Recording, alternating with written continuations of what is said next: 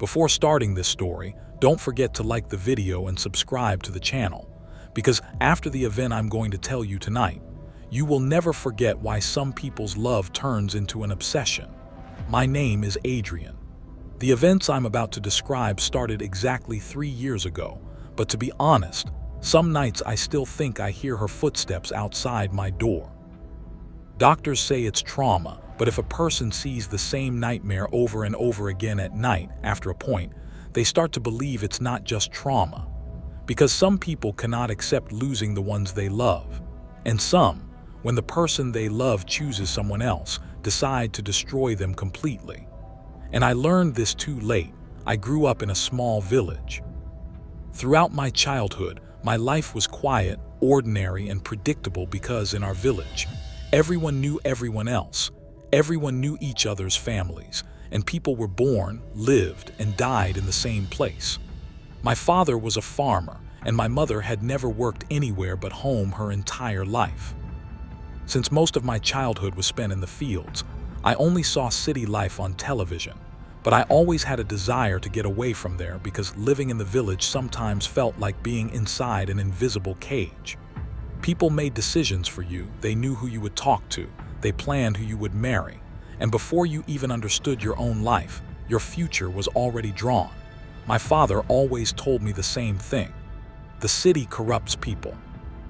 I thought exactly the opposite because, to me, what corrupted a person was not being free.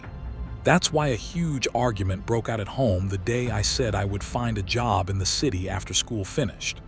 My mother cried, my father didn't speak to me all day, but eventually, they let me go because they realized they couldn't stop me. The morning I left the village, the air was very cold. Before I got on the bus, my mother hung a small evil eye charm around my neck and said, "Wherever you go, don't forget your family." At the time, I thought it was just an ordinary mother's saying, but years later, I would understand that those words carried other meanings. I still remember the first day I arrived in the city very clearly because it was the first time in my life I had seen such large buildings. People were bumping into each other as they walked. No one was looking at anyone else, and strangely, I liked this because for the first time I felt invisible. For the first few weeks, I stayed in a cheap hostel and looked for work during the day. Eventually, I started working in a small electronics repair shop. The pay wasn't great, but at least I could stand on my own 2 feet. As my days passed between work and the hostel, I began to get used to the city, but my family was constantly calling me and pressuring me to return to the village. My aunt in particular was very insistent because she had other plans for years. My aunt had a daughter. Her name was Evelyn. Our childhood had been spent together because there were very few children our age in the village. When she was little, Evelyn would constantly follow me. Wherever I went, she would come too. You don't understand certain things when you're a child, but as you grow up, you notice the looks change. After I started living in the city, my aunt began calling my mother constantly. "They've grown up now," she would say. "They suit each other." Since cousin marriage was seen as normal in the village, no one found this strange, but I had never looked at Evelyn that way. I saw her only as a childhood friend. But it was impossible to explain this to my family because for them, it wasn't about love. It was about the families merging. One night, my mother called and said she wanted to talk seriously. I could tell from her tone that something important was happening. When she told me over the phone that they had spoken with my aunt and uncle and were thinking of having an engagement at the end of the summer, I couldn't answer for a few seconds because they hadn't even asked for my opinion. Angrily, I said I wouldn't accept it, but my mother just cried.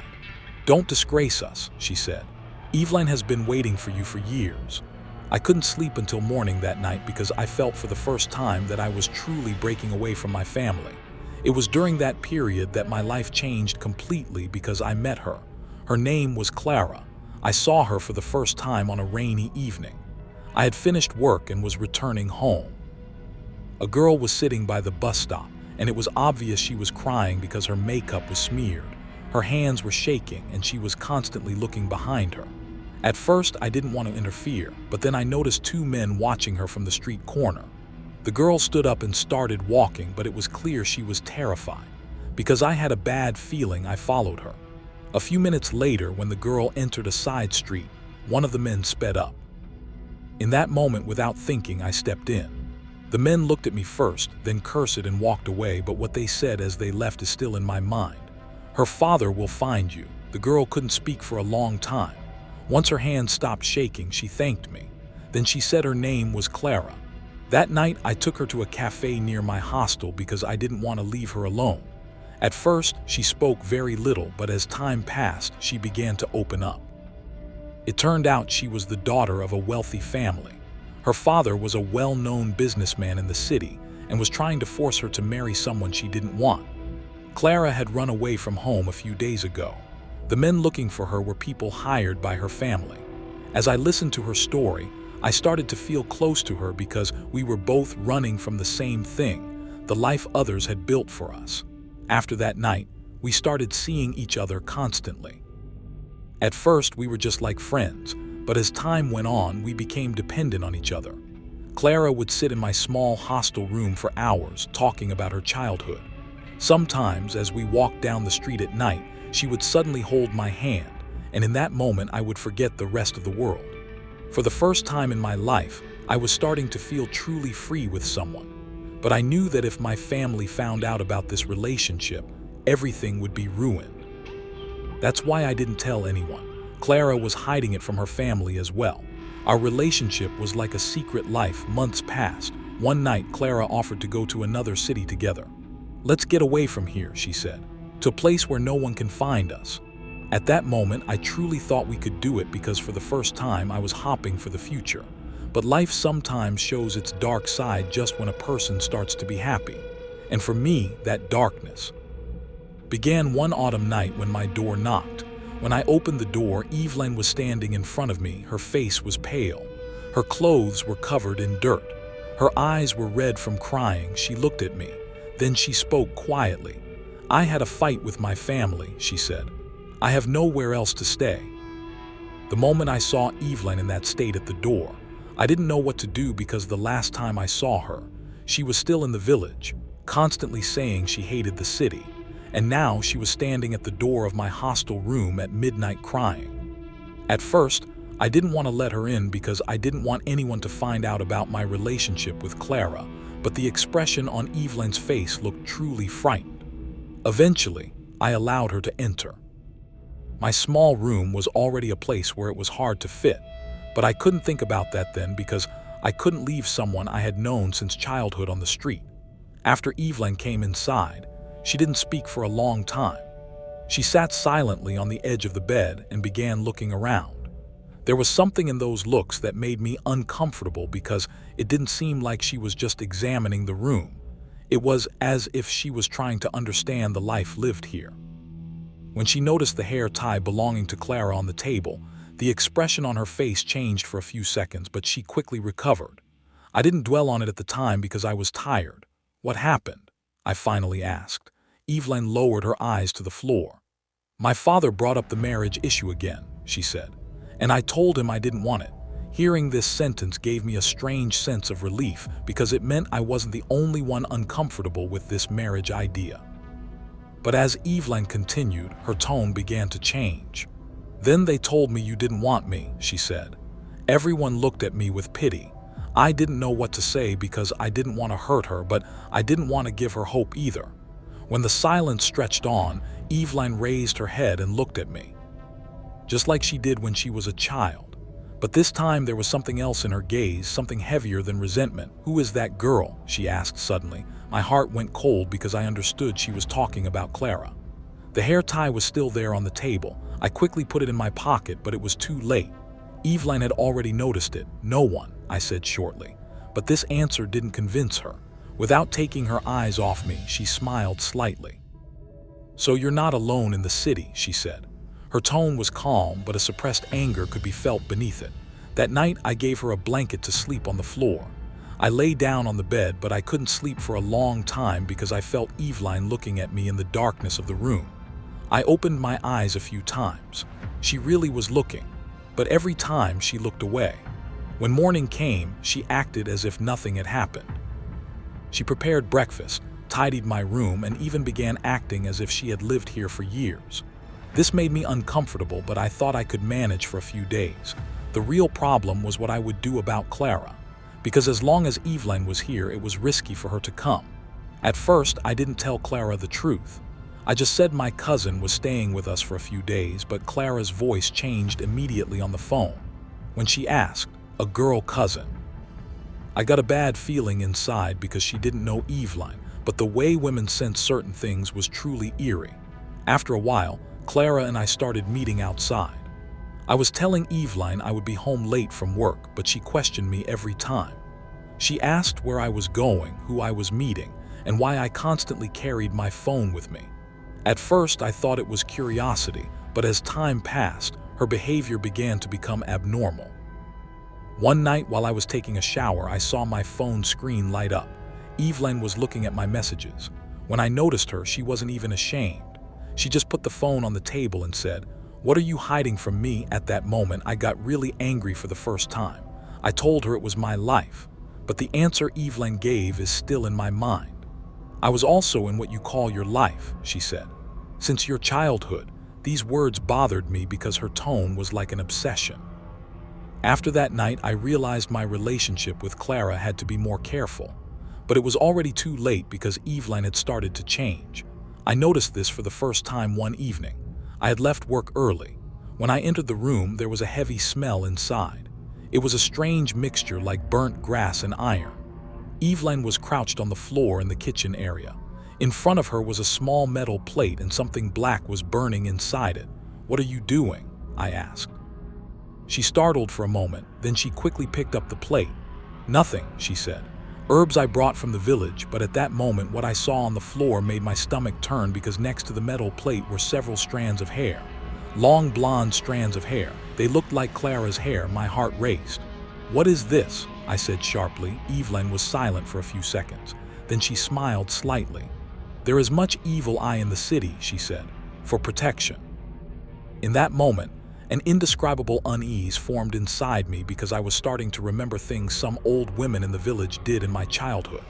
My mother always told me to stay away from Evelyn's grandmother when I was little. The woman's name was associated with strange things in the village. People said she knew certain prayers, but with my child's mind, I hadn't taken them seriously. Now, that image was returning to my mind. After that night, strange things began. First, Clara started to change. She wasn't cheerful like before. She was constantly saying her head ached and telling me she was seeing nightmares at night. A few times she woke up crying in her sleep. When I asked her what she saw, she didn't want to answer, but finally she told me. In her dream, she was constantly seeing a woman with long hair. The woman was sitting in a dark room and just looking at her. But the scariest part was this: the woman was getting a little closer every night. The moment I heard this, I felt ice cold because as Clara was describing her, she was unknowingly describing Evelyn. Still, I tried to think logically. Maybe it was just a coincidence. Maybe Clara sensed I was tense and was affected by it. But a few days later, something more terrifying happened. One night I met with Clara. We were sitting in a small cafe. While talking, her face suddenly went white. Her eyes were fixed on the street behind me. "What happened?" I said immediately. Clara didn't answer. Her hand trembling, she pointed toward the glass. When I turned around, I saw the person standing in the street. It was Evelyn. But what scared me wasn't the expression on her face, because at that moment, Evelyn was smiling.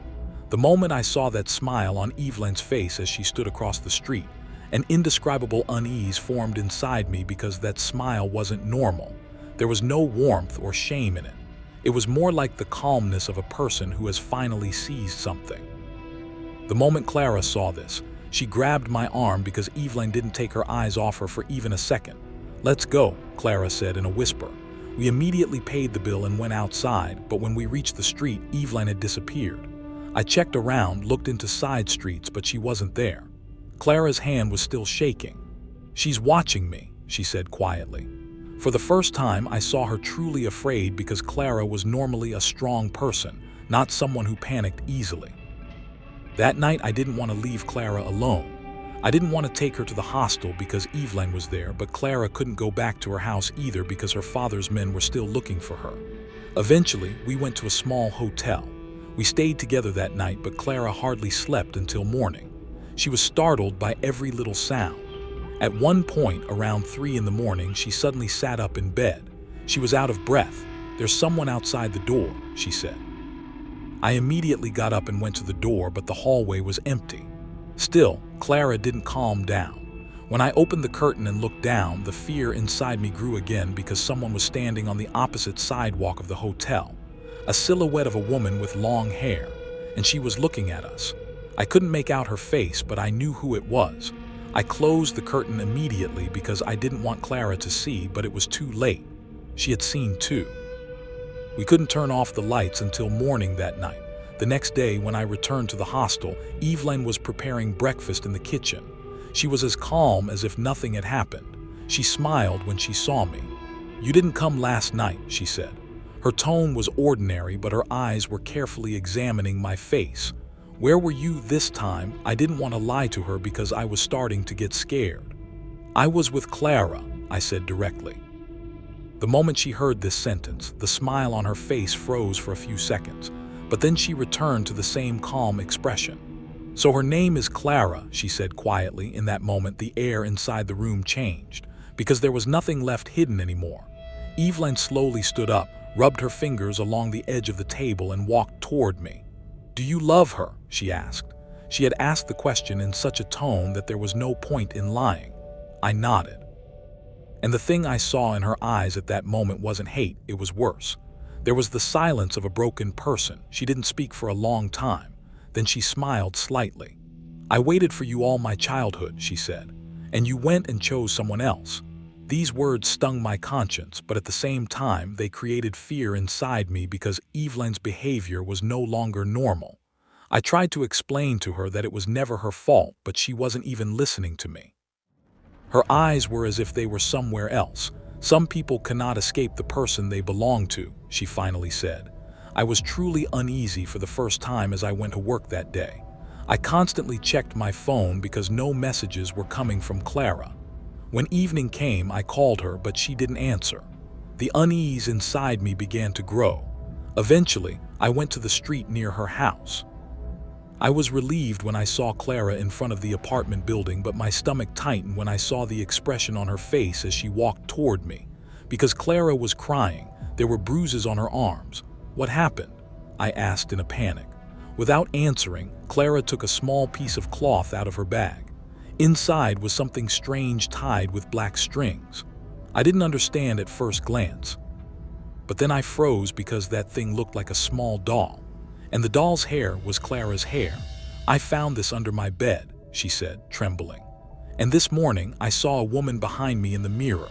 In that moment, all the logic inside me began to collapse because what was happening was no longer a coincidence. The things Clara described reminded me of old stories I had heard in the village. As a child, I would hear old women talking about certain things without giving names. They would talk about those who took people's hair or clothes and performed acts upon them. My mother would immediately take me away from those who spoke of such things, but some words get engraved in the memory. And now those words were coming back. "This is Evelyn," I said involuntarily. Clara looked at me with fear. "What are you saying?" I couldn't tell her everything because it sounded like madness, but there was no longer any doubt inside me. Still, I tried to act calm so as not to frighten Clara. I didn't leave her alone that night. But something terrible happened after midnight. Clara was sleeping. As for me, I was sitting next to the bed examining my phone. Suddenly, the air inside the room became ice cold. At first, I thought it was the air conditioning, but the AC was off. Then a slight tapping sound came from the bathroom. I stood up silently and walked to the bathroom. The door was half open. The moment I looked inside, my heart almost stopped. Because on the mirror, there was a sentence written from the inside, as if someone had written it with their finger on the fogged glass. "YOU must be hers." Exactly at that moment, Clara's scream came from behind me. I turned around immediately. Clara was sitting on the bed, pointing to the corner of the room in fear. And in that corner, for a few seconds, I saw the silhouette of a woman with long hair. The long-haired silhouette I saw in the corner of the room lasted only a few seconds, but once a person sees certain images, they can never forget them, especially if that image shatters the logic of reality. The silhouette stood in the darkness. I couldn't make out the face, but the shape of the body resembled a human, and most terrifyingly, it wasn't moving. It was just staring at us. The moment I blinked, it vanished. Clara began to cry hysterically because she had seen it too. I immediately turned on the lights and checked every corner of the room, but there was no one inside. The window was closed. The door was locked. There was no logical explanation. "This isn't normal," Clara said, trembling. "Someone is doing something to us." That point, I could no longer deny the truth because what was happening had moved beyond the psychological. The writing on the mirror was still there, and neither I nor Clara had written it. We stayed in the hotel until morning. Clara kept saying the same thing. "That woman is going to kill me." At first, I tried to calm her down, but the growing fear was written all over my face because I had started to think the same thing. As soon as morning came, I returned to the hostel. The moment I opened the door, there was a heavy scent of incense inside. Eveline was sitting at the table. An old notebook was open in front of her. When she saw me enter, she closed it quickly, but for a few seconds I saw strange symbols on the pages. There were circles drawn in black ink, names and signs I didn't recognize. "What is this?" I said sharply. Eveline looked at me calmly. "Things from the village," she said. "I learned them from my mother." I approached, wanting to take the notebook, but she suddenly covered it with her hand. For the first time, her eyes were truly cold. "Don't touch it," she said quietly. In that moment, the fear inside me turned to rage because I was now certain Clara was in danger. I told Eveline plainly to stay away from Clara, but the answer she gave made my stomach knot. "I haven't done anything to her," she said in a calm voice. "I just wanted you back." The calmness in that sentence was not normal because she felt no guilt. It was as if she saw what she was doing as justified. "Are you insane?" I finally shouted. "Why are you following us?" Eveline was silent for a few seconds. Then she fixed her eyes on me. "Because you belong to me," she said. That was the first time I felt true terror, because in her gaze there was no longer love. There was obsession. The argument escalated. Finally, I told Eveline to leave. At first, she gave no reaction. Then very slowly, she stood up. She took her bag. She stopped as she walked toward the door. And without turning around, she spoke. "If you choose her, I lose you," she said. "But I will not lose you." After the door closed, it felt as if even the air in the room had changed. I immediately called Clara, but her phone was off. A bad feeling settled in me. I called repeatedly but couldn't reach her. Finally, I went to her house. There were police cars in front of the apartment building. My heart raced. When a person imagines the worst-case scenario, their mind doesn't let them breathe. I tried to push through the crowd to get inside, but the police stopped me. A fire had broken out in Clara's apartment. My world collapsed because in that moment I truly thought she was dead. But a few minutes later, I saw Clara by the ambulance. She was alive. I ran and hugged her, but Clara was in a terrible state. Her face was covered in ash, her hands were shaking, and her eyes were staring blankly. "What happened?" I asked in a panic. Clara couldn't speak for a few seconds. Then she whispered, "Before the fire started," she said, "I saw a woman in my room. My blood ran cold. She was standing by my bed," Clara said. "And she only said one thing to me." Clara's voice trembled. "Adrian will be mine." The moment I heard those words, there was no longer any doubt because Eveline wasn't just scaring us. She had truly started to cause harm. But the events didn't end there.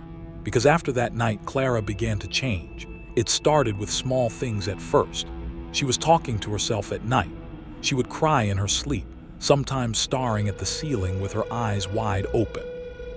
Once I woke up at 3 in the morning because Clara was sitting on the edge of the bed whispering.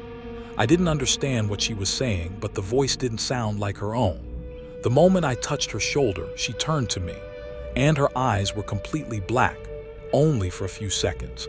Then they returned to normal. She began to cry, screaming because she didn't even remember what had happened. In that moment, I felt I was beginning to lose Clara. The next day when I returned to the hostel, Eveline was sitting in front of the door. It looked like she had been waiting for hours under the rain. When she looked at me, there was a tired but peaceful expression on her face. "I warned you," she said. This time I felt more anger than fear. I approached and grabbed her by the arm. "What did you do to her?" I shouted. Eveline looked at me for a long time. Then the corners of her lips curled up slightly. "Nothing yet," she said. And exactly at that moment, phone in my pocket began to ring. It was Clara calling. But when I answered the phone, the voice I heard was not Clara's. The moment I put the phone to my ear, an indescribable fear formed inside me because the voice I heard on the line did not belong to Clara. It was muffled, cracked, and seemed to come from very far away. For the first few seconds, I couldn't understand what it was saying. Then the voice slowly became clear. Leave her.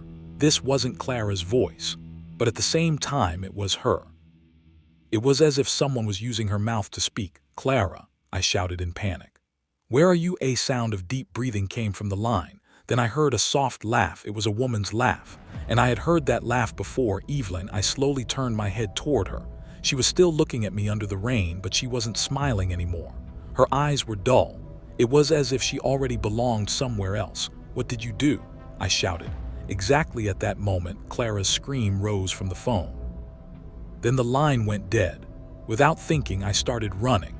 As I headed to the hotel where Clara was staying, the rain beat against my face, but I felt nothing because I had only one thought in my mind: being too late. When I reached the hotel, the reception was empty. The corridor was silent. But the moment I reached the third floor, I caught a heavy smell of burning. My stomach tightened because I had felt that same smell at the hostel before. The door to the room where Clara was staying was open. The scene I saw when I entered will never leave my mind for the rest of my life. Every mirror in the room was shattered. Black symbols were drawn on the walls. There were candles on the floor. And in the very center of the room, Clara was kneeling. Her head was bowed. Her hair covered her face. Clara, I said, trembling. She didn't react. I slowly approached her. Just as I was about to touch her shoulder, she suddenly raised her head. And in that moment, my breath hitched, because the skin under her eyes had turned pitch black. Her lips were cracked. But what truly terrified me was not the expression on her face. The expression on her face looked like Evelyn's gaze. Late, Clara said. But the voice was not Clara's voice. Suddenly, all the candles in the room went out. The door slammed shut behind me. The interior was plunged into complete darkness. Then Clara began to laugh. But it was the kind of laugh that makes you lose your mind because it sounded like two people were laughing at the same time. I turned on my phone's light, and Clara was gone. The person who had been standing in front of me just a second ago had vanished in an instant. At that moment, the sound of water came from the bathroom. Trembling, I approached the door. The moment I looked inside, my brain froze because Clara was sitting inside the bathtub. Her white dress was completely soaked. She slowly turned her head toward me, then she smiled.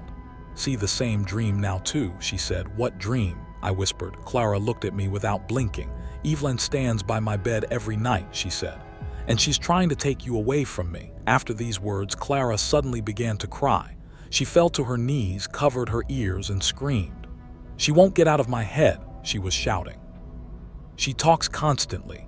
In that moment, I realized Clara wasn't just afraid. She was slowly losing her mind. I took her out of there. I didn't let her return to the hotel. I rented a small apartment and stayed by her side for a few days. But no matter what I did, the situation was getting worse. Clara would sometimes fix her eyes on the ceiling at night and remain motionless for hours. Sometimes she would look at the corner of the room and talk to someone. And every time she whispered the same name, Evelyn. I thought the only solution now was to talk to Evelyn. I remembered the old stories I heard in the village. People said things could end the way they began, if the person who did it willed it so. That night I returned to the hostel. The moment I opened the door, candles were burning inside, and Evelyn was sitting in the middle of the living room. It was as if she was waiting for me. In front of her was that old notebook again. This time, she didn't hide it. Clara's name was written over and over on the pages. I could read some of the words. Binding. Separation. Return. I felt sick in this, I said directly. Clara is dying. Evelyn looked at me for a long time, then she spoke very calmly. I didn't want to kill her, she said. I just wanted to leave you without her. The cold-bloodedness in that sentence froze my blood, because for her these things were normal. Gone mad, I said. Evelyn's eyes filled with tears, but she didn't cry. I've loved you since my childhood, she said. Even when you left, I waited for you. Every night, she suddenly stood up. She approached me. You were my life, Adrian, she said with a trembling voice. But she came and she took you from my hands. For the first time, I saw that she was truly suffering. But beneath that pain, there was now a terrifying darkness. "Can't you reverse this?" I asked. Evelyn was silent for a few seconds. Then she gave a very slight nod. "I'm late," she said. Exactly at that moment, all the lights in the room went out, and from within the darkness, Clara's voice was heard. "Adrian." But Clara wasn't there. The moment I heard that voice coming from the darkness, my blood ran cold because Clara's voice was coming from everywhere in the room at once, as if she were speaking from inside the walls. The expression on Evelyn's face changed for the first time. She was afraid too. This was worse than anything else for me because even the person who started everything now seemed to have lost control. "Clara," I called out, but there was no answer. Then the sound of a glass breaking came from the kitchen. Next, the bedroom door began to close slowly. Someone invisible was wandering through the house. Evelyn stood up, but the calmness on her face was gone. "This isn't possible," she said to herself. She wasn't supposed to be fully bound yet. Hearing this sentence, a new fear formed inside me because what Evelyn had done was no longer just jealousy. She had truly caused something else to grow inside Clara. Suddenly, heavy footsteps came from the corridor. Thud, thud, thud. They were slow but steady. We both looked at the door. Then out of the darkness, Clara emerged, but she was no longer the Clara I knew. Her face was pale. The skin under her eyes was pitch black. Her lips were parched. But what froze me were her movements because as she walked, it was as if her joints weren't working quite right. She was looking at us with her head tilted slightly to the side. "Why did you try to separate me?" she said. Her voice sounded like two people speaking. I took a step, but Evelyn suddenly grabbed my arm. Her hand was ice cold. "Don't approach," she whispered in fear. "She is no longer alone." In that moment, the expression on Clara's face changed. Her lips slowly curled upward. But it wasn't Clara's smile. Then, all at once, all the candles in the room ignited. The flames were not a normal color. They were black. Evelyn backed away because she was now truly terrified. "No," she said, trembling. "This is not what I summoned." Clara slowly turned her head toward her. "You opened me," she said. And in that moment, all the mirrors in the room cracked simultaneously. Glass shards scattered everywhere. Evelyn screamed as an invisible force flung her against the wall. I ran to try and help, but the moment Clara looked at me, my body stopped moving. It was as if someone had entered my mind and frozen me. Clara walked toward me. Her eyes were empty now. "You were mine," she said. "Both of you left me alone." In that moment, I felt that inside Clara, it wasn't just hate growing. It was all of Evelyn's pain. Perhaps what was done was worse than a curse, because when jealousy, love, and obsession came together, they transformed into something else inside a person. Evelyn tried to reach me, crawling on the floor. She was crying now, truly crying. "I didn't want this," she sobbed. "I just wanted you back, but it was too late," Clara suddenly screamed. That scream was not a human voice. The light bulbs in the room exploded, the walls shook, and for a few seconds everything went completely dark. Then there was silence. When I opened my eyes, I was lying on the floor. Police sirens could be heard. There were voices of people. A fire had broken out on the lower floor of the building, and the entire apartment had been evacuated. But Clara was gone. Evelyn was gone too. The police searched for both of them for days but found no trace. According to official records, both were considered missing. Due to the traumatic effect of the event, I began receiving psychological treatment. Doctors said the things I experienced were stress-induced hallucinations. Maybe they were right. Maybe I really had lost my mind. But despite 3 years having passed, my phone still rings on some nights. The number is hidden. When I answer the phone, there is silence at first. Then, 2 different women's voices whisper at the same time, "Adrian."